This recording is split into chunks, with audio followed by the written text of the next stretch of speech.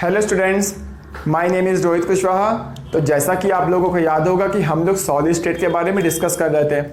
और बच्चों, मैं आपको एक इन्फॉर्मेशन देना चाहता हूं कि ये वाला अपना चैनल मोनेटाइज हो चुका है। मोनेटाइज मतलब कि मैं अब इसमें ऐड लगा सकता हूं, ठीक है ना। आप लोगों ने देख ही लिया होगा कि जैसे आपने स्टार्ट किया होगा उसमें ऐड आने लगा होगा।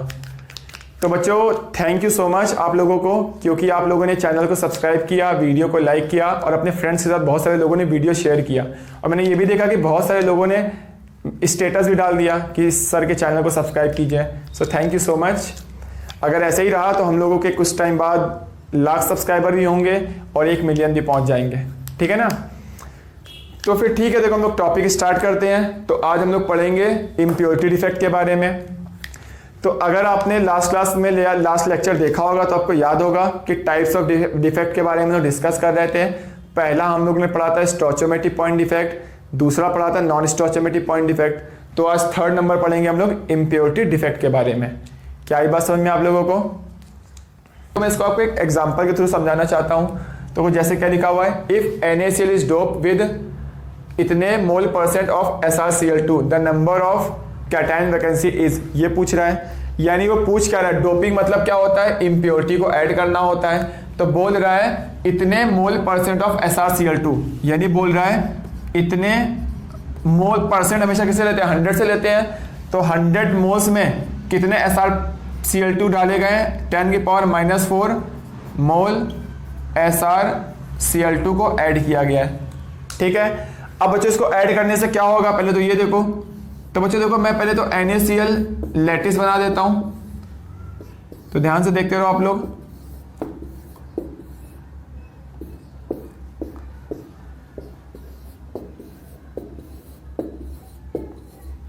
तो यहां पे देखो बच्चों क्या होगा, ये NaCl का लैटिस बना दिया।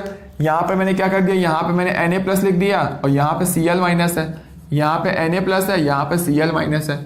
यहां पर भी Na+ है, यहां पर भी Cl- है। क्या मेरी बात को समझ पा रहे हो आप लोग? तो बहुत ही आसान है।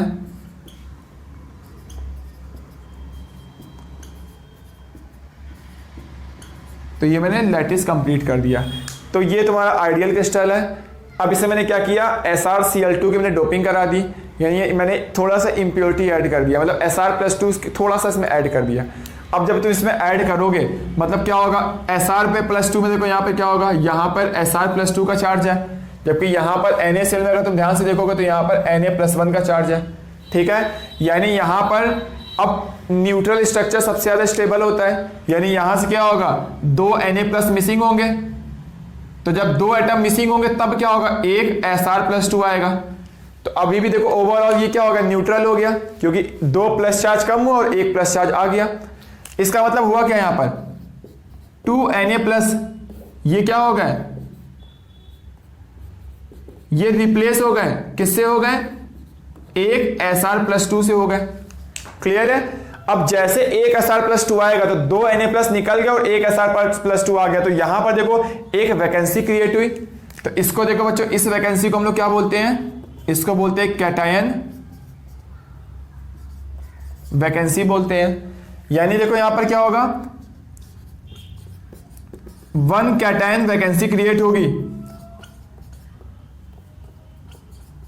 कब क्रिएट होगी, जब 1 क्या होगा, Sr+2 आएगा। जब एक Sr+2 आएगा तो एक कैटायन वैकेंसी क्रिएट होगी। अब ये देख लो कि अब वो पूछ रहा है कितनी, बताओ इतनी की डोपिंग कराएंगे तो कितनी कैटायन वैकेंसी क्रिएट होगी। तो अब ये देखो कि कितने Sr+2 आ रहे हैं, क्योंकि एक Sr+2 आएगा तो 2 हटेंगे तो एक जगह आ गया तो एक खाली हो गया। तो एक Sr+2 के आने से एक कैटायन वैकेंसी क्रिएट होगी। तो कितने Sr+2 आ रहे हैं पहले वो देखो।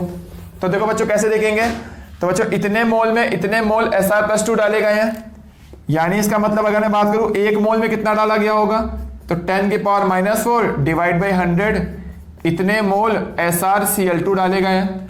और SrCl2 में क्या होगा, यहां पर Sr+2 होगा। क्लियर है। यानी मैं लिख सकता हूं कि इसमें एक मोल में कितने डाले गए, यहां पर 10 की पावर, और ये ऊपर जो -4 बाई क्या है 100 लिखा हुआ, इनटू मोल मतलब क्या होता है, Na होता है, इतने Sr+2 डाले गए हैं। इसका मतलब क्या होगा, इसको जब सॉल्व करोगे आएगा 10⁻⁻6 इंटू इसकी वैल्यू कितनी होती है 6.022 इंटू 10⁻23। अब इसका मल्टीप्लाई कर दो तो इतनी क्या हो गए Sr + 2 डालेगा यहाँ, और एक Sr + 2 क्या करेगा, देखो यहाँ पर 1 कैटायन वैकेंसी क्रिएट कर रहा है। कौन क्रिएट कर रहा है, 1 Sr + 2। तो बच्चों बताओ इतने Sr + 2 कितनी कैटायन वैकेंसी क्रिएट करेंगे, सेम कैटायन वैकेंसी क्रिएट होगी। क्या समझ पा रहे हो मेरी बात को?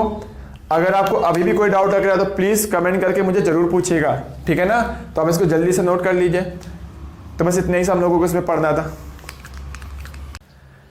तो बच्चों देखो हम लोग नेक्स्ट पढ़ते हैं इलेक्ट्रिकल प्रॉपर्टीज ऑफ सॉलिड के बारे में।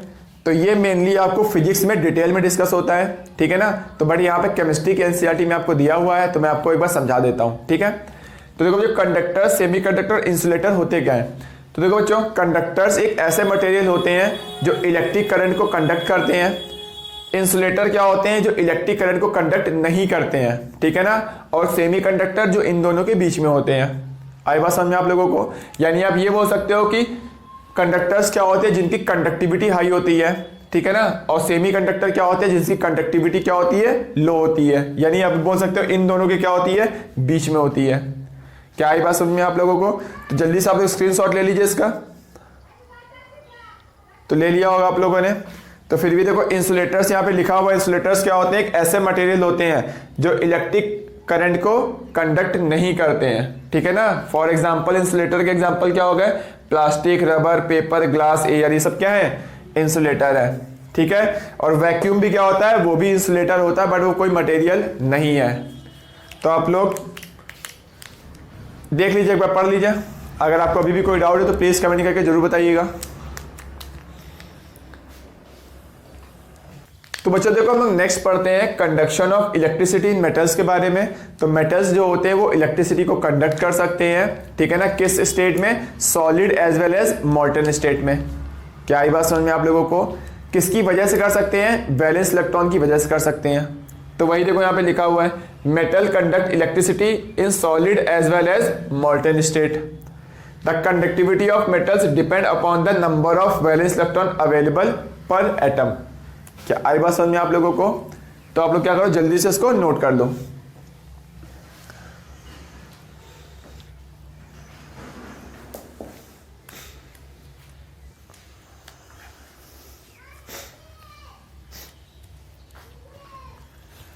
तो बच्चों देखो नेक्स्ट हम लोग पढ़ते हैं conduction of electricity in semiconductor के बारे में। तो ये बहुत ही इंपॉर्टेंट सा पार्ट है, तो आप लोग ध्यान से समझना। मैं आपको एक एग्जांपल लेके समझाता हूँ। तो बच्चों याद करो, आप लोग क्लास 11 में पढ़ा है कि मैटर क्या होता है। Anything which occupy space and has mass is called matter. यानी कोई भी ऐसी चीज जो जगह घेरती है और उसका मास होता है, उसको हम लोग क्या बोलते हैं, मैटर बोलते हैं, ठीक है। जैसे हम लोग भी क्या है, मैटर है। ये ट्राइपॉड क्या है, मैटर है। मोबाइल क्या है, मैटर है, ठीक है ना। अब बच्चों यहाँ पर इसी मैंने क्या किया, यहाँ पर देखो, यहाँ पर मैंने एक मटेरियल ले लिया, तो मटेरियल भी क्या होगा, मैटर होगा, ठीक है। अब मैटर्स क्या होता है, वो छोटे छोटे पार्टिकल से मिलकर बना होता है। उन स्मॉल पार्टिकल को हम लोग क्या बोलते हैं, एटम्स और मॉलिक्यूल बोलते हैं। तो ये मैटर भी क्या होगा, छोटे छोटे पार्टिकल से मिलकर बना होगा।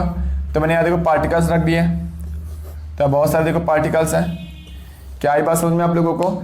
अब देखो इसमें एटम्स में क्या होगा, अगर पार्टिकल है तो क्या होगा, इसमें इलेक्ट्रॉन्स होगा। तो मैंने मान लिया कि इलेक्ट्रॉन्स है इसके अंदर, ठीक है।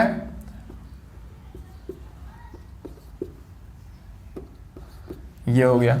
अब बच्चों इलेक्ट्रॉन एक जगह तो रुका हुआ नहीं होता है। इलेक्ट्रॉन हमेशा क्या करता रहता है, मूव करता रहता है, ठीक है। तो इलेक्ट्रॉन यहाँ पे क्या होगा, हम लोग ने पढ़ा हुआ है कि ये क्या होगा, फिक्स एनर्जी में क्या होता है, मूव करता रहता है। क्या ये बात समझ आप लोगों को? तो इस एनर्जी को हम लोग क्या बोलते हैं, ठीक है। इसको हम लोग इलेक्ट्रॉन अगर उसके एटम्स के अंदर मूव कर रहा है, इसको हम लोग क्या बोलते हैं, वैलेंस बैंड बोलते हैं, ठीक है ना।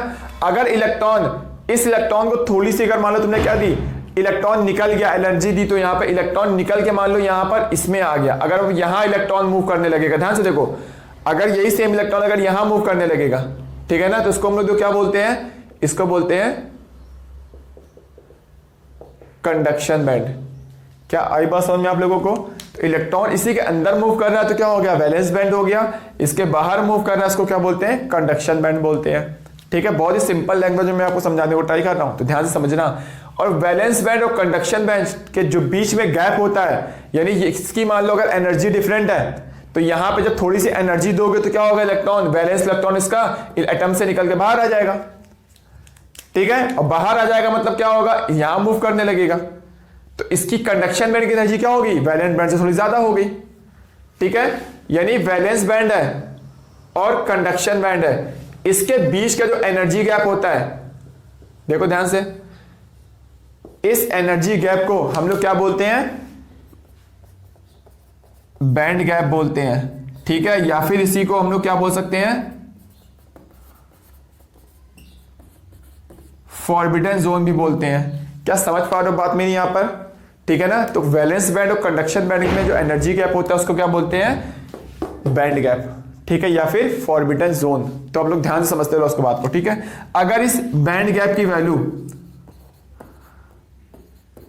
अगर मान लो ये मटेरियल कंडक्टर है, तो ये मटेरियल अगर कंडक्टर होगा तो वहां पे बैंड गैप की वैल्यू क्या होती है, 0 होती है, तो उसको हम लोग क्या बोलते हैं, ये कंडक्टर है। बट अगर आप यहां पे क्या लोगे, इंसुलेटर लोगे, तो देखो यहां पे बच्चों, अगर आपने इंसुलेटर लिया हुआ है तो यहां पे जो बैंड गैप की वैल्यू होती है वो क्या होती है, बहुत ही हाई होती है, किसमें, इंसुलेटर में, ठीक है। बट अगर मान लो ये वाला मटेरियल सेमी कंडक्टर है, तो उस केस में क्या होगा कि जो ये बैंड गैप की वैल्यू होगी वो क्या होती है, वो इन दोनों के बीच में होती है, मतलब लो होती है, ठीक है ना, 0 भी नहीं होती है और हाई भी नहीं होती है। तो इसको हम लोग क्या बोलते हैं, इस मटेरियल को सेमी कंडक्टर। क्या मेरी बात को समझ रहे हो आप लोग, यानी वैलेंस बैंड और कंडक्शन बैंड के जो एनर्जी का गैप होता है बीच में, उसको क्या बोलते हैं हम लोग, फॉरबिडन जोन बोलते हैं या फिर बैंड गैप बोलते हैं, ठीक है। तो कंडक्टर्स अगर ये मटेरियल होगा तो वहां बैंड गैप की वैल्यू 0 होगी, अगर ये मटेरियल तुम्हारा सेमी कंडक्टर होगा तो वैल्यू लो होगी, अगर ये तुम्हारा इंसुलेटर होगा तो एनर्जी गैप क्या होगा, बहुत ही हाई होता है, जिसमें इलेक्ट्रॉन यहां से इलेक्ट्रॉन यहां नहीं आ पाता है। तो इंसुलेटर क्या होते हैं, करंट कंडक्ट नहीं कर पाते हैं, क्लियर है। बट कंडक्टर्स क्या होते हैं, उसमें यहां पर क्या होता है, एनर्जी डिफरेंस है ही नहीं, तो ये दोनों आपस में valence band conduction band overlap करते हैं, और जब ओवरलैप करेंगे तो क्या होगा, इलेक्ट्रॉन इजीली यहां से यहां चला जाएगा। तो हम लोग बोलते हैं मेटल्स जो होते हैं वो क्या होते हैं, कंडक्टर होते हैं, ठीक है ना, क्योंकि मेटल्स के पास क्या होता है, वैलेंस इलेक्ट्रॉन होता है, फ्री इलेक्ट्रॉन होता है, तो वो बहुत ही इजीली यहां से यहां जा सकता है, क्योंकि वहां पर एनर्जी गैप होता ही नहीं है। क्या मेरी बात को समझ पा रहे हो आप लोग यहां पर, ठीक है। तो आप लोग जल्दी से इसको नोट करो, मैं आपको आगे बताता हूं।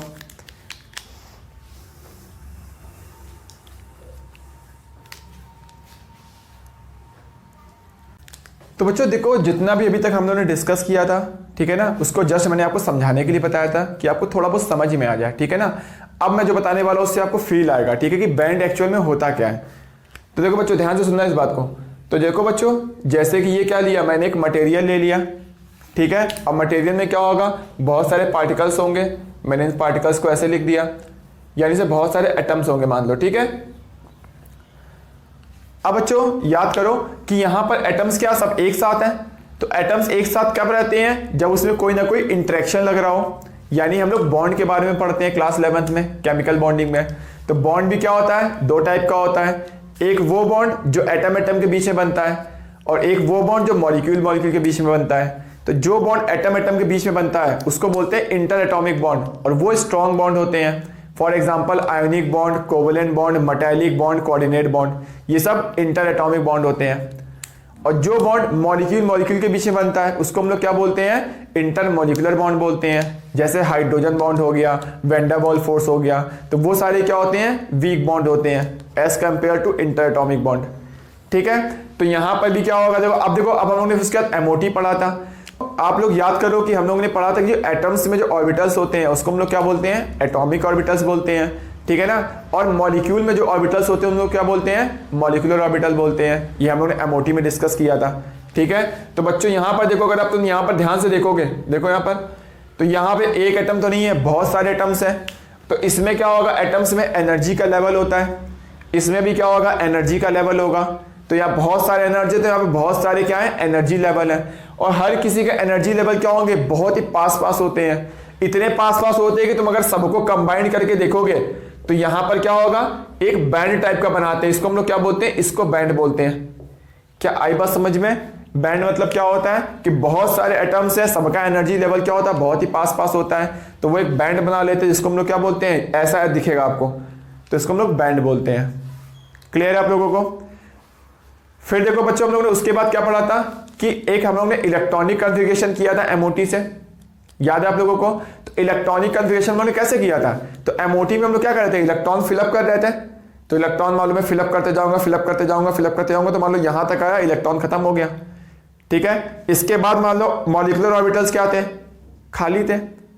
तो जिसमें भी इलेक्ट्रॉन्स है उसमें सबसे ज्यादा एनर्जी किसकी है, इस ऑर्बिटल की। तो इसको हम लोग बोलते हैं होमो। होमो मतलब हाईएस्ट ऑक्युपाइड मॉलिक्यूलर ऑर्बिटल। और इनके बाद क्या इलेक्ट्रॉन नहीं है, तो जिसमें इलेक्ट्रॉन नहीं है जिस मॉलिक्यूलर ऑर्बिटल में, उसमें सबसे कम एनर्जी किसकी होगी, इस वाले की। क्योंकि इस साइड जाने पे एनर्जी क्या होती है, बढ़ती है। और इलेक्ट्रॉन हमेशा कहां लेना पसंद करेगा, जहां पे एनर्जी कम होती है। तो मैं इलेक्ट्रॉन फिलअप करते जाऊंगा कम एनर्जी से, यहां तक पहुंचा, तो उसको बोलते हैं होमो, हाईएस्ट ऑक्युपाइड मॉलिक्यूलर ऑर्बिटल। यानी जितने में भी इलेक्ट्रॉन है उसमें सबसे ज्यादा एनर्जी है। इसके बाद एनर्जी इलेक्ट्रॉन नहीं है, तो किसमें इलेक्ट्रॉन नहीं है उसमें सबसे कम एनर्जी होगी इसकी, तो इसको बोलते हैं लूमो। लूमो मतलब लोवेस्ट अनऑक्युपाइड मॉलिक्यूलर ऑर्बिटल। ठीक है, तो ये ऑर्बिटल मॉलिक्यूलर ऑर्बिटल क्या होगा, इसको आप बोलोगे HOMO, means highest occupied molecular orbital. अब उसके बाद जो होता है वो क्या बोलते हैं, इसको हम लोग बोलते हैं लूमो। ठीक है, तो ये हो गया लूमो हो जाएगा। समझ में आ रही बात? होमो मतलब मैं लिख देता हूं, होमो मतलब होगा हाईएस्ट ऑक्युपाइड मॉलिक्यूलर ऑर्बिटल, और लूमो मतलब क्या होगा, लोवेस्ट अनऑक्युपाइड मॉलिक्यूलर ऑर्बिटल। क्या आई बात समझ में आप लोगों को? तो आप लोग ये नोट कर लेना, ठीक है? मैं इसको रफ भी कर सकता हूं, देख लो। तो होमो लूमो लिख दिया, ठीक है? यानी यहां पर जो इसमें और इसमें क्या होगा, एनर्जी गैप होगा। याद करो मॉलिक्यूलर ऑर्बिटल के बीच में क्या हो रहा था, एनर्जी गैप आ रहा था। ठीक है, तो यहां पर ये क्या था, इसमें इलेक्ट्रॉन है, इसमें इलेक्ट्रॉन नहीं है, तो इसको क्या बोलोगे, इसमें एनर्जी गैप कम है, क्योंकि इलेक्ट्रॉन हमेशा वहां लेना चाहता है जहां एनर्जी कम होती है। तो इलेक्ट्रॉन फिलअप करते गए, तो लास्ट में जो इलेक्ट्रॉन आया जहां तक, ये वो वाला ऑर्बिटल है। और इसके बाद इलेक्ट्रॉन नहीं है, तो ये वाला इलेक्ट्रॉन नहीं है ना, तो इसको क्या बोलेंगे, लूमो। और ये मैंने क्या रिप्रेजेंट किया है, इसको बैंड गैप। यानी इन सबकी एनर्जी क्या होती है, बहुत ही पास पास होगी ना, पास पास होगी तो एक बैंड बनाएंगे, तो इसको मैंने एनर्जी गैप बहुत ही क्लोज होता है, इसलिए मैंने इसको बैंड करके दिखाया है। क्या समझ पा रहे हो आप मेरी बात को? तो देखो बच्चों, इस वाले बैंड को जिसमें इलेक्ट्रॉन होते हैं उसको हम लोग क्या बोलते हैं, इसको हम लोग वैलेंस बैंड बोलते हैं। समझ पाए आप लोग? और जिसमें इलेक्ट्रॉन नहीं होते हैं, यानी लूमो की बात कर रहे हैं, उसको हम लोग क्या बोलते हैं, कंडक्शन बैंड बोलते हैं।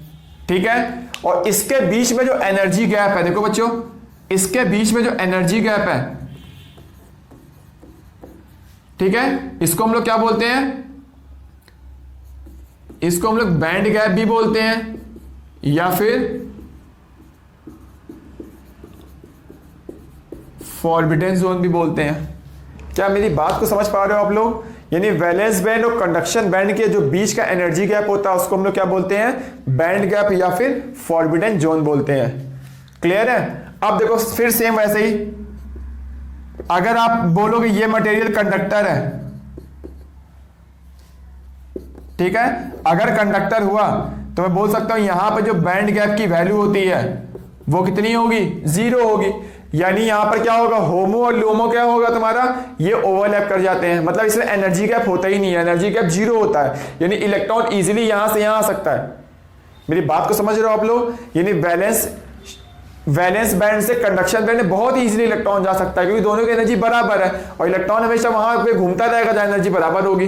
ठीक है, तो बिना कोई गैप मतलब हेजिटेशन, मतलब बिना किसी प्रॉब्लम के वो आराम से घूमता रहेगा। तो कंडक्टर क्या होते हैं, जिसमें बैंड गैप 0 होता है। अगर तुमने बोला कि ये मटेरियल अगर सेमीकंडक्टर है,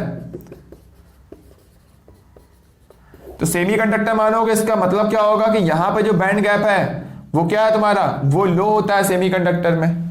ठीक है, अगर ये मटेरियल क्या है, इंसुलेटर होगा, तो उसमें जो बैंड गैप होता है वो क्या होता है, बहुत ही हाई होता है। क्या मेरी बात को आप समझ पा रहे हो इस बात को? तो देखो मैं क्या क्या बता रहा हूं यहां पे, ध्यान से देखो। तो पहले समझो आप बैंड क्या होता है, ठीक है ना। ये जो बैंड बन रहा है, ठीक है।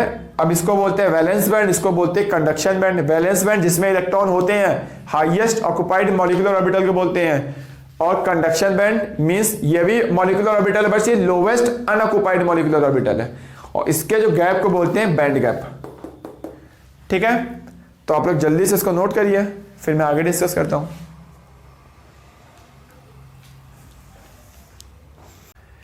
तो बच्चों देखो हम लोग नेक्स्ट पढ़ते हैं डोपिंग के बारे में। तो पहले मैं आपको बताना चाहूंगा कि डोपिंग होती क्या है। देखो बच्चों, प्योर सेमीकंडक्टर में हम लोग क्या करते हैं, कुछ इम्प्योरिटी ऐड करते हैं। तो इम्प्योरिटी को ऐड करना क्या होता है, डोपिंग होता है। अब हम लोग सेमीकंडक्टर में क्या करते हैं, इम्प्योरिटी को ऐड क्यों कर रहे हैं, क्योंकि उसकी कंडक्टिविटी को क्या कर पाए, मॉडिफाई कर पाए, यानी उसकी कंडक्टिविटी को क्या कर पाए, इंक्रीज कर पाए। क्या मेरी बात को समझ रहे हो आप लोग।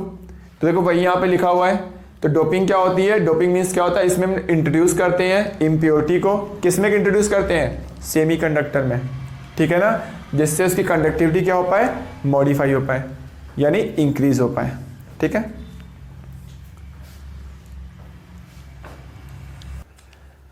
तो बच्चों देखो अभी तक हम लोगों ने सेमीकंडक्टर के बारे में डिस्कस किया है। तो अब हम लोग नेक्स्ट पढ़ते हैं एन टाइप सेमीकंडक्टर के बारे में, कि एन टाइप सेमीकंडक्टर होता क्या है, या फिर एन मींस क्या रिप्रेजेंट करता है, सब डिस्कस करते हैं हम लोग।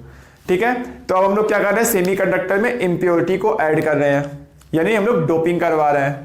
तो देखो एन टाइप सेमीकंडक्टर क्या होता है, is a type of semiconductor when the pentavalent impurity, pentavalent impurity क्या होती है, such as phosphorus, AS, SB, इसको हम लोग क्या बोलते हैं, डोनर इंप्योरिटी भी बोलते हैं। इसको बोलते हैं पेंटावैलेंट इंप्योरिटी, मतलब जिसके पास आउटर मोस्ट शेल में 5 इलेक्ट्रॉन्स होंगे। क्या मेरी बात को समझ रहे हो। फॉस्फोरस के आउटर मोस्ट शेल में कितने इलेक्ट्रॉन्स होते हैं, 5 होते हैं, इसमें भी 5 होते हैं, इसमें भी 5 होते हैं। ठीक है, when the pentavalent impurities is added to the intrinsic और प्योर सेमीकंडक्टर।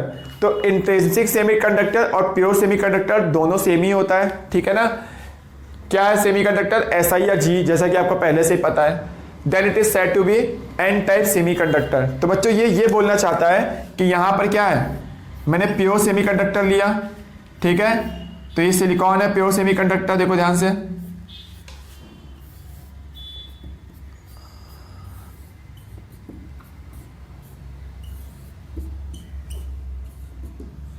समझ में आ रहा होगा आप लोगों को।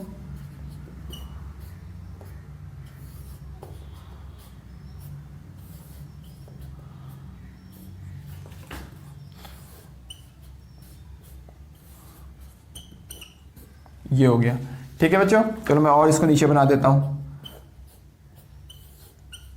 और बच्चों एक बात याद रखना, तुम लोग NCERT जरूर पढ़ लेना, ठीक है ना, बहुत ही ज्यादा इंपॉर्टेंट है। और वैसे भी सेमीकंडक्टर, कंडक्टर, इंसुलेटर सबके बारे में फिजिक्स में बहुत डिटेल में बताया जाएगा, तो बिल्कुल भी टेंशन मत लेना। तो लेकिन आप NCERT जरूर पढ़ते रहना। तो बच्चों देखो ये वाला आपका क्या प्योर सेमीकंडक्टर है। प्योर सेमीकंडक्टर को हम लोग इंट्रिंसिक सेमीकंडक्टर भी बोलते हैं। ठीक है, अब मैंने क्या किया, इसमें डोपिंग करवा देता हूं। तो बच्चों देखो सिलिकॉन के पास कितने इलेक्ट्रॉन होते हैं, इसके पास 4 इलेक्ट्रॉन्स होते हैं। तो मैंने किसी ऐसे से डोपिंग कराई जिसके पास आउटर मोस्ट शेल में 5 इलेक्ट्रॉन्स होते हैं, जैसे आपको ये 3 दिख रहे होंगे। तो मैंने मान लो मैंने AS से डोपिंग करा दी, मतलब इसमें कुछ इंप्योरिटी डाल दी, AS की मैंने, पेंटावैलेंट की, तो मैंने AS डाल दिया। तो अब देखो इसके पास क्या होगा, इसके पास 5 इलेक्ट्रॉन हो गए, जैसे ये देखो इसके पास 4 इलेक्ट्रॉन ये हो गए, और 1 इलेक्ट्रॉन देखो इसके पास फ्री हो गया। क्या समझ पा रहे हो। अब ये इलेक्ट्रॉन फ्री हो गया, तो अब ये इलेक्ट्रॉन क्या करेगा, ये इलेक्ट्रॉन पूरे में मूव करता रहेगा, पूरे में घूमता रहेगा। अब मूव करेगा तो जिससे क्या होगा, इसकी थोड़ी कंडक्टिविटी इस मटेरियल की क्या हो गई, इस सेमीकंडक्टर की इंप्योरिटी डालने से कंडक्टिविटी इंक्रीज कर गई। तो यहां पर देखो इलेक्ट्रॉन मूव कर रहा है ना, ये देखो यहां पर, तो ये जो 5वां इलेक्ट्रॉन था, अब ये क्या करेगा, मूव करेगा। तो इलेक्ट्रॉन पे चार्ज क्या होता है, निगेटिव चार्ज होता है, तो हम लोग बोलेंगे कि इसमें निगेटिव चार्ज मूव कर रहा है। तो इसलिए हम लोग क्या बोलते हैं, इसको एन टाइप सेमीकंडक्टर बोलते हैं। क्या मेरी बात को समझ रहे हो आप लोग। तो बहुत ही आसान पार्ट है। अगर आपको अभी भी कोई डाउट लग रहा है तो प्लीज कमेंट करके जरूर पूछना, ठीक है ना, शर्माना मत।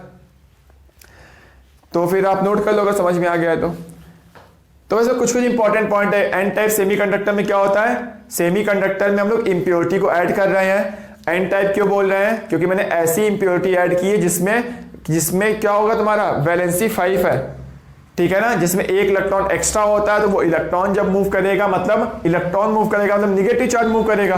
क्यों? क्योंकि ये इलेक्ट्रॉन फ्री है, किसी के साथ बॉन्ड बनाया ही नहीं है, तो मूव करेगा। तो ऐसे कंडक्ट से इंप्योरिटी ऐड करने वाले कंडक्टर को हम लोग बोलते हैं एन टाइप सेमी कंडक्टर। ठीक है,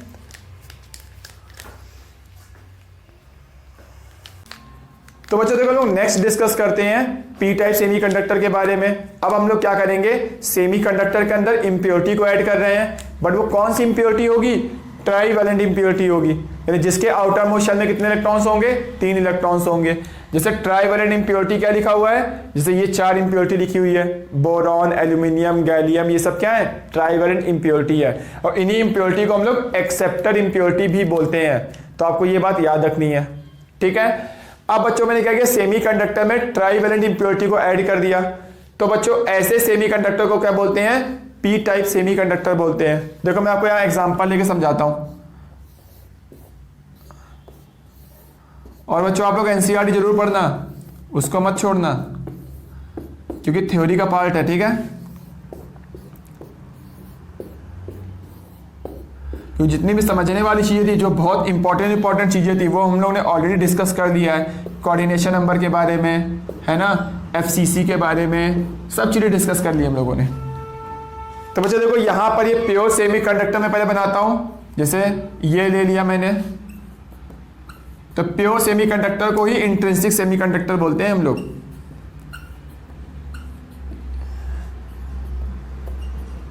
देखो ये प्योर सेमीकंडक्टर मैंने बना दिया। ठीक है, अब बच्चों मैंने इसमें थोड़ी सी इंप्योरिटी किसकी डाल दी, ट्राईवैलेंट इंप्योरिटी ऐड कर दी, यानी जिसमें आउटर मोस्ट शेल में सिर्फ 3 इलेक्ट्रॉन है। जैसे मान लो इनमें से मैंने कोई भी ले लिया, चलो मैंने गैलियम ले लिया, ठीक है, या फिर इंडियम ले लिया।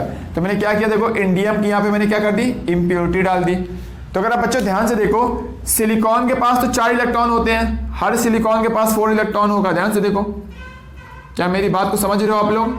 तो ये हो गया। ठीक है, अब इंडियम के पास क्या होता है, देखो यहां पर क्या होगा, इसके पास देखो 1 इलेक्ट्रॉन ये है, 2 इलेक्ट्रॉन ये है, 3 इलेक्ट्रॉन ये है।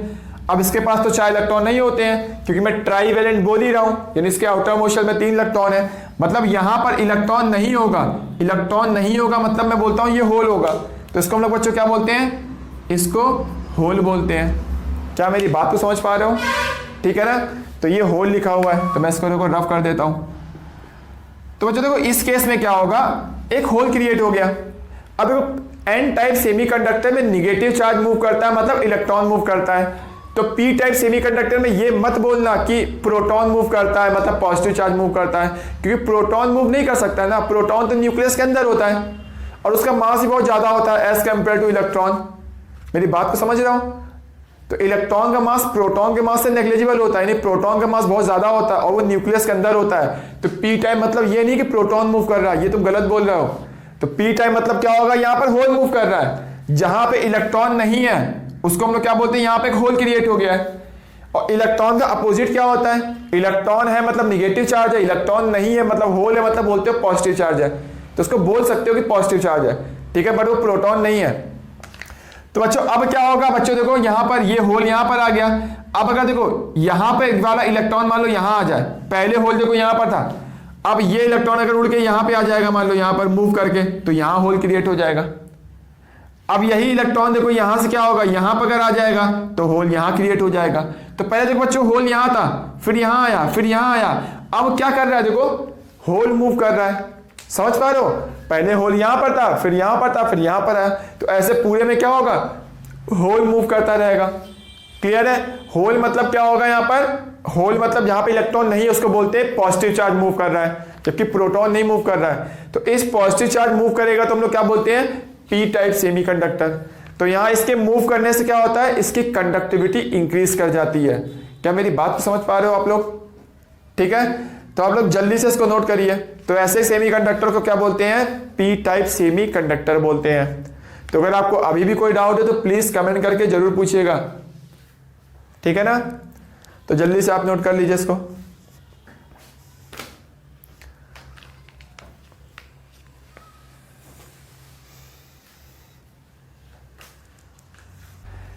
तो बच्चों देखो नेक्स्ट पढ़ते हैं मैग्नेटिक प्रॉपर्टीज ऑफ सॉलिड के बारे में। तो इसमें देखो क्या बताया गया है कि एटम्स के अंदर क्या होते हैं, इलेक्ट्रॉन्स होते हैं, अब इलेक्ट्रॉन्स एक जगह रुके तो होते नहीं है, इलेक्ट्रॉन हमेशा मूव करते रहते हैं। तो इलेक्ट्रॉन क्या होता है, न्यूक्लियस के अराउंड भी मूव करता है और अपनी एक्सिस के अराउंड भी मूव करता है।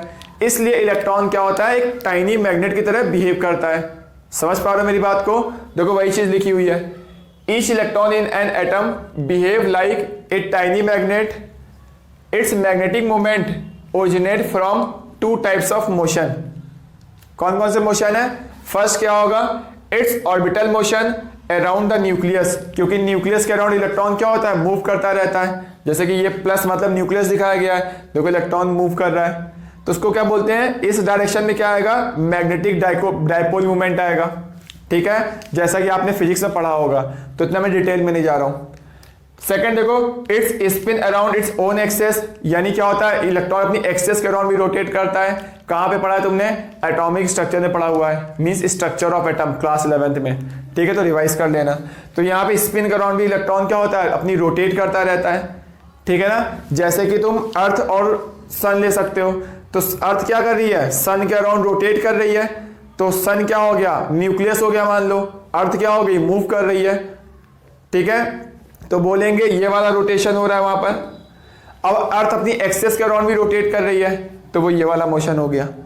ठीक है ना, और इन दोनों देखो यहाँ पर मैग्नेटिक डाइपोल मूवमेंट मतलब क्या होता है, इन दोनों को सम देखो, is the magnetic dipole movement is the sum of spin magnetic movement ये वाला of electron as well as orbital magnetic movement ये वाला।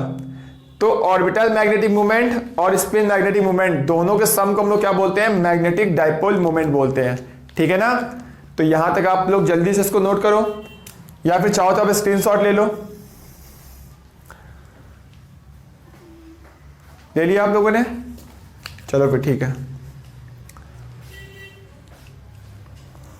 तो बच्चों देखो हम लोग डिस्कस कर रहे थे मैग्नेटिक प्रॉपर्टीज ऑफ सॉलिड के बारे में। ठीक है ना, तो देखो यहाँ पे क्या लिखा हुआ है next, on the basis of their magnetic properties substance can be classified into 5 category.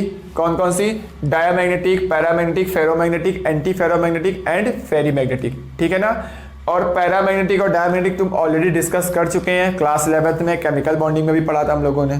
ठीक है ना, फिर भी देखो मैं आपको बताना चाहता हूँ, जैसे कि मान लो एक ये मटेरियल है, ठीक है ना, अगर ये सब्सटेंस मान लो आपका डायमैग्नेटिक सब्सटेंस है, इसका मतलब डायमैग्नेटिक सब्सटेंस क्या होते हैं, इनको अगर आप मैग्नेटिक फील्ड में रखोगे तो ये क्या करते हैं, स्मॉल सा क्या करते हैं, बहुत ही लो क्या करेंगे, रिपेल करते हैं। ठीक है ना, देखो यहाँ पर जैसे कि तुम इसको मैग्नेटिक फील्ड में रखोगे, देखो यहाँ पे क्या होगा, मैग्नेटिक लाइंस क्या होंगी, देखो ऐसे होगा, ये क्या करेंगे, मैग्नेटिक लाइंस को देखो रिपेल कर देते हैं स्लाइटली सा। देखो ये मैग्नेटिक लाइंस क्या है, ये ऐसे जा रही हैं। तो किसी भी डायमैग्नेटिक सब्सटेंस को अगर आप क्या करोगे, मैग्नेटिक फील्ड में रखोगे, तो मैग्नेटिक लाइंस को क्या करेंगे, वो रिपेल करेंगे। ठीक है भाई, बात आई समझ में आप लोगों को? तो ये होते हैं डायमैग्नेटिक सब्सटेंस। तो देखो अब मैं थोड़ा सा बताना चाहता हूं आपको पैरामैग्नेटिक के बारे में। तो जैसे देखो बच्चों, किसी भी पैरामैग्नेटिक सब्सटेंस को अगर तुम क्या मैग्नेटिक फील्ड में रखोगे, तो मैग्नेटिक लाइन को क्या करते हैं, अट्रैक्ट कर लेते हैं। जैसे कि देखो ये मैग्नेटिक लाइन जा रही है, ठीक है, तो ये भी क्या होगी, देखो ये मैग्नेटिक लाइंस है। अब देखो ये क्या होगी, ये भी मैग्नेटिक लाइंस है। देखो ये क्या कर रहा है, अपनी ओर अट्रैक्ट कर रहा है कि नहीं कर रहा है, कर रहा है। ठीक है, ये क्या करेगा, मान लो दूर जा रही तो इसको और अट्रैक्ट कर लेगा, ये दूर जा रही इसको और अट्रैक्ट कर लेगा। क्या मेरी बात को समझ पा रहे हो आप लोग? ठीक है ना, तो ये क्या करते हैं, मैग्नेटिक फील्ड में जैसे ही पैरामैग्नेटिक सब्सटेंस को रखोगे, तो मैग्नेटिक लाइन को क्या कर ले, वो अट्रैक्ट करते हैं, बट बहुत ही कम अट्रैक्ट करते हैं, वीकली अट्रैक्ट करते हैं आप बोल सकते हो। ठीक है ना, क्लियर है आप लोगों को? चलो ठीक है, तो आपको मैंने बता दिया डायमैग्नेटिक के बारे में और बता दिया मैंने पैरामैग्नेटिक के बारे में। अगर मैं इसी टाइप से देखो बताऊं कि अगर मैंने यहां पर एक सब्सटेंस रख दिया, मान लो फेरोमैग्नेटिक सब्सटेंस रख दिया, तो बच्चों देखो ये क्या होगा, ये देखो इससे मैग्नेटिक लाइन देखो पास करेगी, तो मैग्नेटिक लाइन को ये क्या करेगा, ये भी अट्रैक्ट करेगा। तो अट्रैक्ट तो पैरामैग्नेटिक भी करता है, फेरोमैग्नेटिक भी करता है, बट दोनों में डिफरेंस क्या होता है, तो जो पैरामैग्नेटिक जो अट्रैक्ट करता है वो वीकली अट्रैक्ट करता है, और जो फेरोमैग्नेटिक अट्रैक्ट करता है वो स्ट्रांगली अट्रैक्ट करता है। मतलब देखो क्या होगा, देखो ये लाइन देखो यहाँ से पास हो रही है, ठीक है, जो यहाँ से जाएगी वो भी लाइन क्या होगी, वो भी पास हो जाएगी। देखो यहाँ से जो इतनी दूर से जाएगी उसको भी क्या करेगा, स्ट्रांगली अट्रैक्ट कर लेगा। ठीक है, देखो यहाँ पर यानी इसने क्या किया, इसको भी देखो अट्रैक्ट कर लिया अपने साइड में। ये देखो दूर से चार्ज इसको भी क्या कर लिया इसने, अट्रैक्ट कर लिया। क्या मेरी बात को समझ पा रहे हो आप लोग? यानी आप किसी भी डायमैग्नेटिक सब्सटेंस को अगर तुम कहाँ रखोगे, मैग्नेटिक फील्ड में रखोगे, तो क्या करेगा वो, मैग्नेटिक लाइन को रिपेल करेगा। ठीक है, बहुत ही वीकली रिपेल करेगा। इसको पैरामैग्नेटिक सब्सटेंस को जैसे आप रखोगे किसमें, मैग्नेटिक फील्ड में, तो ये मैग्नेटिक लाइंस को अट्रैक्ट करेगा, बट वीकली अट्रैक्ट करेगा। बट अगर फेरोमैग्नेटिक सब्सटेंस को अगर तुम रखोगे मैग्नेटिक लाइंस में, तो वो क्या करेगा, वो स्ट्रांगली अट्रैक्ट करेगा। तो ये वीकली करता है, ये स्ट्रांगली करता है। और एंटी फेरोमैग्नेटिक इसका जस्ट अपोजिट हो जाएगा, यानी स्ट्रांगली रिपेल करेगा। क्या समझ पा रहे हो मेरी बात को? तो पहले तो आप इसको जल्दी से नोट करिए, फिर मैं आगे डिस्कस करता हूँ।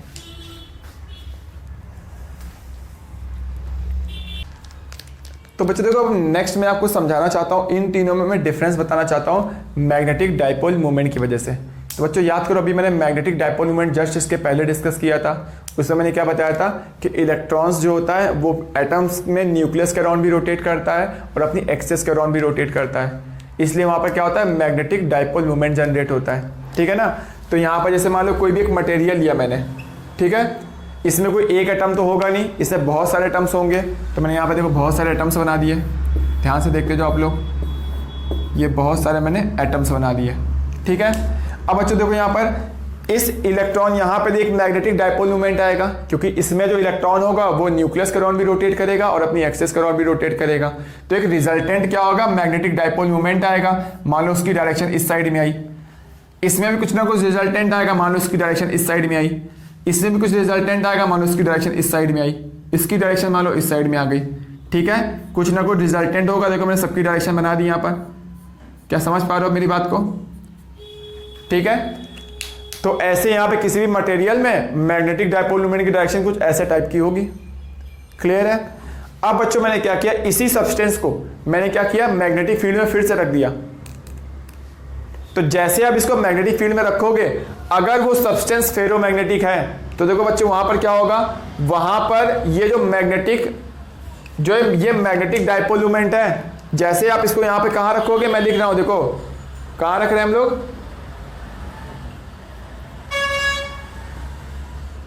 मैग्नेटिक फील्ड में रख रहे हैं। ठीक है, तो जैसे आप इसको मैग्नेटिक फील्ड में रखोगे, तो आप ध्यान से देखो,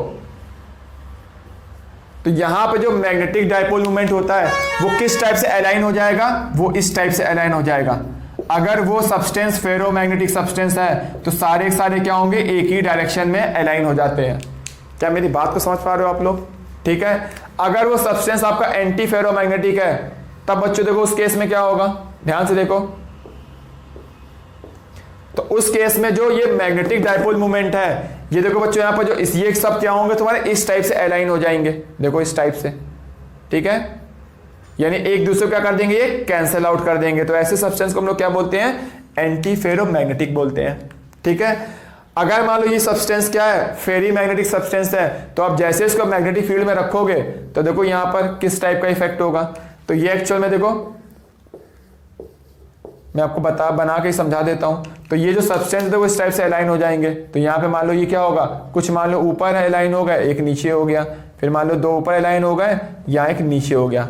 मतलब मैं बोल सकता हूँ कि इसमें जो होगा अलाइनमेंट जो होगा जीरो नहीं होगा, रिजल्टेंट जीरो नहीं आएगा, जबकि इसमें रिजल्टेंट क्या आ रहा है, जीरो आ रहा है। तो इसमें सारे देखो एक ही डायरेक्शन में अलाइन हो गए। इसमें कुछ ऊपर की ओर अलाइन है, कुछ नीचे की ओर अलाइन है, अपोजिट डायरेक्शन में, कुछ ऊपर कुछ उसके अपोजिट में। यहाँ पे देखो सारे क्या है, एक दूसरे को कैंसिल आउट कर दे रहे हैं। मैग्नेटिक डाइपोल मूवमेंट कितना हो गया, यहाँ पर जीरो हो चुका है। क्या मेरी बात को समझ पा रहे हो आप लोग यहाँ पर? ठीक है ना? तो आप लोग क्या करो, इसको जल्दी से नोट करो, फिर मैं आगे डिस्कस करता हूँ, या फिर आप इसका स्क्रीनशॉट भी ले सकते हो।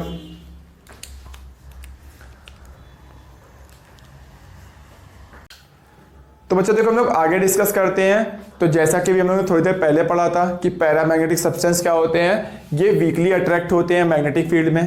ठीक है ना? इनके पास क्या होता है, वन और more than one unpaired electron होते हैं। ये इनका पहचानने का तरीका है। फॉर एग्जाम्पल की मैं बात करूँ तो एग्जाम्पल क्या हो गए, ये सब एग्जाम्पल लिखे हुए हैं जो कि आपको याद रखने हैं। ठीक है, या फिर इसमें मैग्नेटिक मूवमेंट कैसे निकालते हैं, तो बच्चों आपको याद होगा √n+2 क्या होता है, BM होता है। तो BM क्या होता है, ये यूनिट होती है। BM मतलब क्या हो गया, बोहर मैग्नेटॉन हो गया। ठीक है ना? तो इससे हम लोग क्या करते हैं, इसका मैग्नेटिक मूवमेंट कैलकुलेट करते हैं। किसी भी पैरामैग्नेटिक सब्सटेंस का। क्या मेरी बात को समझ पा रहे हो आप लोग? तब तो बहुत अच्छी बात है।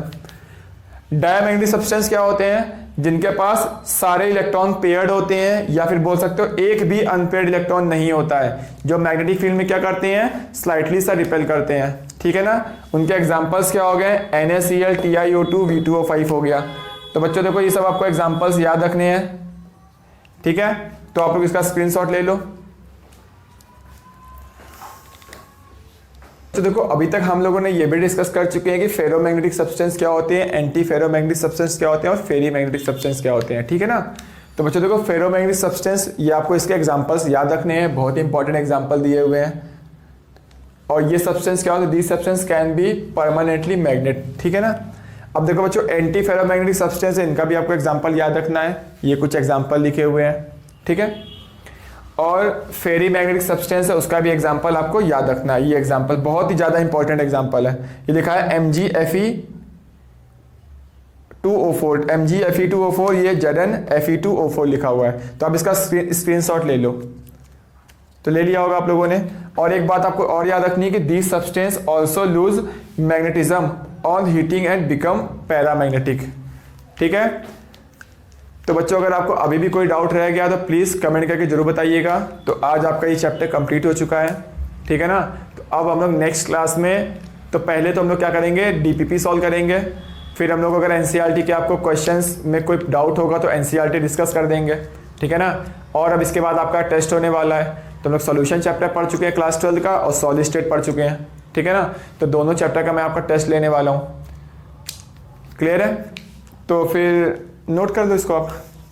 तो आप लोग प्रिपेयर रहना टेस्ट के लिए। तो हम लोग नेक्स्ट चैप्टर अभी स्टार्ट नहीं करेंगे, उसमें थोड़ा टाइम देंगे। पहले हम लोग इस दोनों के क्या करेंगे, बहुत सारे क्वेश्चन सॉल्व करेंगे और टेस्ट लेंगे। जब टेस्ट में आपकी परफॉर्मेंस बहुत अच्छी होगी तभी हम लोग नेक्स्ट चैप्टर स्टार्ट करेंगे। ठीक है ना।